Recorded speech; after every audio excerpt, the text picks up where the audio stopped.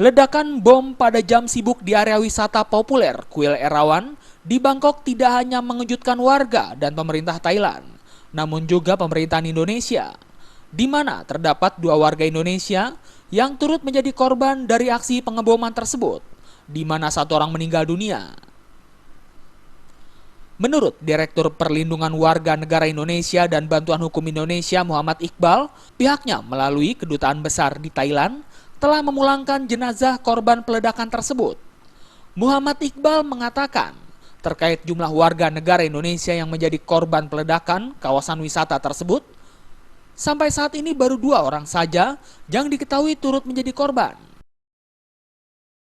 Sampaikan kita konfirmasi bahwa tidak ada lagi korban di luar 2 korban yang sudah disampaikan sebelumnya.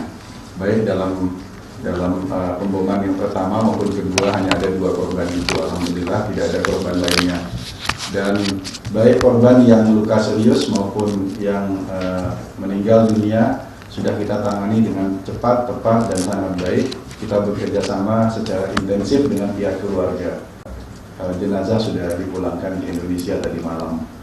Tapi dalam proses penanganannya, Kemlu perwakilan kita KBRI Bangkok dalam hal ini bahkan Dubes RI kita di Bangkok turun tangan langsung untuk membantu penanganannya.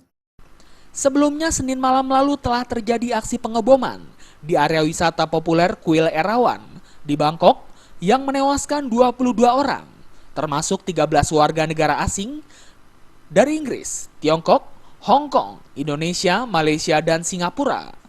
Sebanyak 67 warga lainnya masih dirawat di rumah sakit, di mana 12 dari mereka kritis. Tidak hanya di Erawan, pada Selasa siangnya ledakan bom juga kembali terjadi di Bangkok, tepatnya terjadi di dermaga Sungai Chao Phraya. Tidak ada korban jiwa dalam ledakan ini.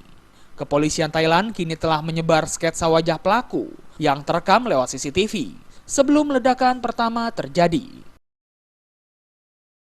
Dari Jakarta, Hamjati dan Taufik melaporkan.